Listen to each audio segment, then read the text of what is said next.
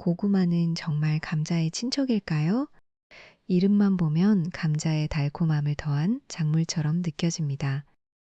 그런데 식물학적으로 보면 둘은 꽤 먼 사이입니다. 감자는 가지과 식물의 덩이줄기이고 고구마는 맥곡과 식물의 저장 뿌리입니다.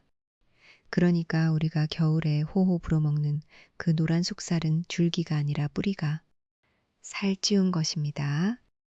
여기서 이야기가 재미있어집니다. 이 뿌리는 그냥 맛있는 간식이 아니었습니다.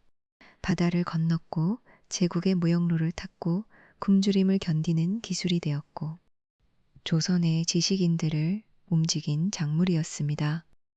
오늘은 고구마가 어디서 태어나 왜 그렇게 멀리 이동했고 어떻게 한반도 사람들의 밭에 들어오게 되었는지 따라가 보겠습니다. 먼저 원산지부터 정리해야 합니다. 고구마의 기원은 크게 보면 아메리카 열대권입니다. 라틴 아메리카에서 아주 오래전부터 재배되었고 적어도 수천 년 전에는 사람들이 이미 고구마를 길러 먹고 있었습니다. 다만 여기서 흔히 하는 실수가 있습니다. 고구마는 페루에서 시작됐다. 혹은 중앙 아메리카 한 지점에서 시작됐다고 딱 잘라 말하는 것입니다. 현재 연구들을 보면 그렇게 단순하게 말하기는 어렵습니다. 유전 자료와 작물사 연구는 고구마의 탄생과 재배화가 넓은 지역에서 복합적으로 진행되었을 가능성을 보여줍니다. 그래서 안전하게 말하면 이렇습니다. 고구마는 아메리카 열대권에서 길러진 작물이고 정확한 단일 발상지는 아직 연구가 계속되는 문제입니다. 그런데 고구마의 이동사에서 가장 의외인 장면은 대항해 시대보다 앞에 있을지도 모릅니다.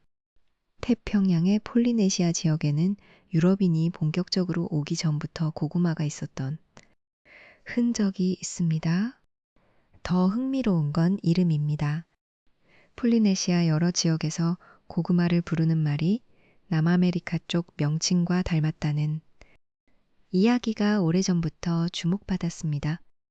여기에 역사 표본과 유전 연구가 더해지면서 남아메리카와 폴리네시아 사이에 선사시대의 작물 이동이 있었을 가능성이 꽤 강하게 제기되었습니다. 물론 이것을 누가 어느 해에 어디로 항해했다는 식으로 단정할 수는 없습니다. 하지만 고구마는 우리에게 중요한 질문을 던집니다. 유럽인이 오기 전에 태평양은 정말 서로 끊어진 바다였을까요?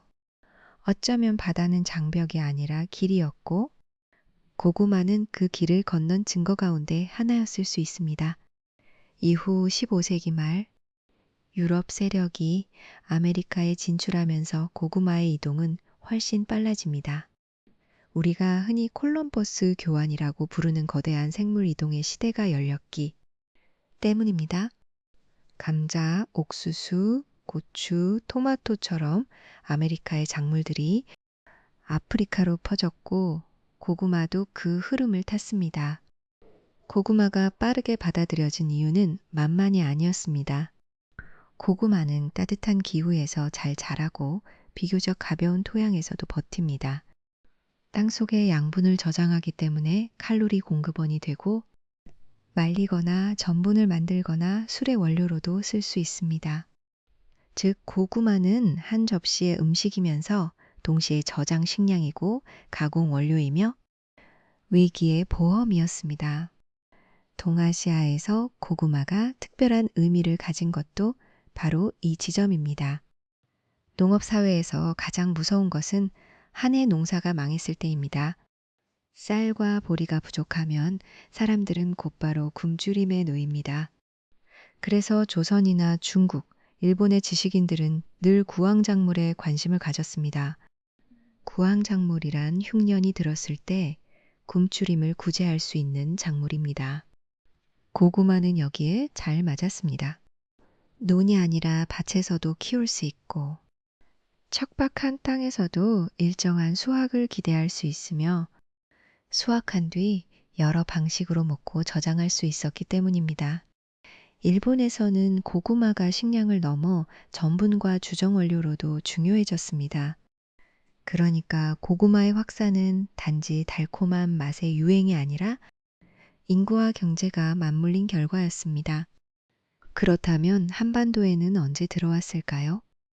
흔히 1763년 조엄을 떠올립니다. 조엄은 조선 후기의 문신으로 일본에 파견된 조선통신사의 책임자였습니다.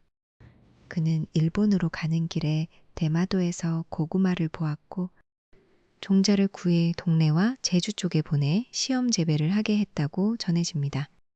이 장면이 워낙 상징적이라 고구마 전래사는 조엄 한 사람의 이야기처럼 기억되곤 합니다. 하지만 실제 역사는 조금 더 층이 있습니다. 17세기 무렵부터 표창민이나 통신사 경험을 통해 조선에도 고구마의 존재는 알려져 있었던 것으로 보입니다. 문제는 안다는 것과 심어 퍼뜨린다는 것이 다르다는 점입니다. 작물이 국경을 넘었다고 해서 곧바로 밭에 뿌리 내리는 것은 아닙니다. 씨앗이나 종순이 살아야 하고 재배법을 알아야 하고 그 작물을 먹고 저장하는 방법도 사회 안에 자리 잡아야 합니다.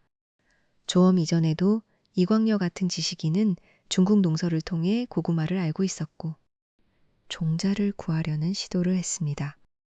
조엄의 대마도 경유가 중요한 계기였던 것은 맞지만 그 뒤에는 여러 사람의 손이 이어졌습니다.